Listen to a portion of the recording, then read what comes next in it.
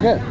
Patrick McGrath, here today to introduce your new book that in English is The Last Days in Cleaver Square. So my first question is about the title indeed. What do you think of the Italian translation? That is the Devil's Lamp. I like it very much. Both of these titles refer to death, but this is rather a gentle approach to death. It is the autumn leaves are falling, winter is approaching. That's one way to think of death.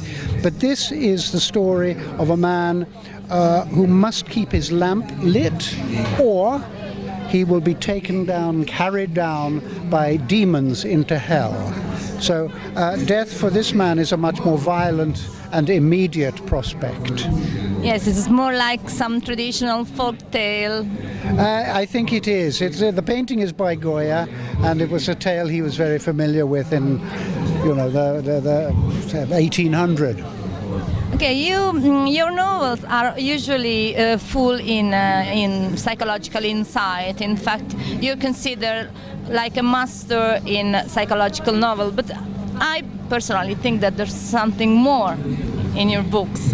What do you think is the real figure in the carpet of your books? Oh, now that's a difficult question. I'm very interested in character. I'm very interested in the workings of the mind, and I have chosen different individuals as the centerpiece of each of my novels, and in this one it is a man who is growing old, and I became very interested in how an old man sees the world, how he lives with the fact that he is becoming less and less confident in his own thinking, in his own abilities, in his own movements. He is beginning to sense that maybe dementia might be approaching, and I wanted to catch the feeling of fear and denial that occurs in an old man who understands that his powers are becoming weaker and weaker.